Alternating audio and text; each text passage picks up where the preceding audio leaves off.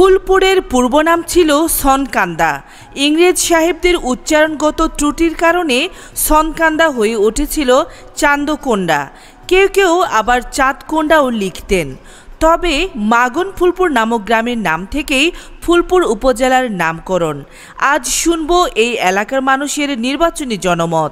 একজন ফিলোসফির ছাত্র হিসেবে আমি বলবো এটা একটা নৈতিক দায়িত্ব এবং কর্তব্য উভয়ই। কারণ হচ্ছে এটা আমার অধিকার। আমি একজন জনপ্রতিনিধিকে যদি নির্বাচন করি, সেই নির্বাচন করার অধীনে আমি একজন যোগ্য ব্যক্তিকে নির্বাচন করব।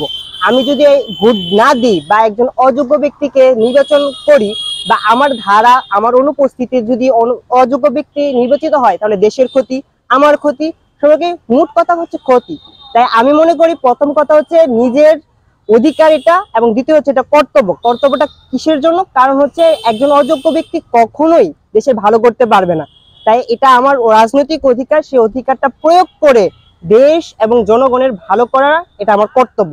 তাই এই দিকে এই দুটি হচ্ছে অধিকার এবং কর্তব্য। বিগত নির্বাচনগুলোতে দেখেছি আমরা পুরাতন মুখগুলি বারবার এসেছে, তারা বারবার কথা দিয়েও কথা রাখেনি। তাই এবার চাইছি আমরা একজন সৎ, যোগ্য, বিশেষ করে একজন শিক্ষিত লোক চাইছি আমরা, যিনি নতুন মুখ হবেন, শিক্ষার মানদণ্ডে উত্তরণ করবেন, যাতে উনি শুধুমাত্র নিজের আখেটা না গুছিয়ে সর্বোপরি সবাইকে গুছায়, মানে শিক্ষার আলোয় আলোকিত একটি নতুন মুখ চাই।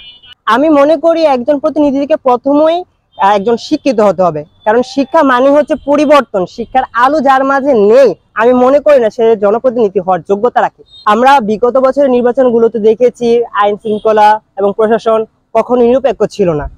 আমাদের মতো তরুণ ভোটাররা সবসময় চাই যেন আমরা একটা নিরপেক্ষ প্রশাসনের আন্ডারে একটা সুন্দর সুষ্ঠু ভোট দিতে পারি। তো এবারও আমার চাওয়া থাকবে যেন প্রত্যেকটা কেন্দ্রে ভোট দেওয়ার মতো পরিবেশ থাকে, ঝামেলা হাঙ্গামা এগুলো যেন না থাকে। তাহলে আমাদের মতো যারা তরুণ ভোটার আছে তারা ভোটারে দিতে আগ্রহী হবে, এবং পাশাপাশি ভোটারের দিনটাকে ছুটির দিন না মনে করবে যে নিজস্ব একটা দায়িত্ব আছে, সেই দায়িত্ব পূরণের জন্য যাবে। তাই আমি মনে করব এবারে প্রশাসন যদি নিরপেক্ষ হয়, সুষ্ঠু হয় এবং সর্বোপরি কঠোর হয়।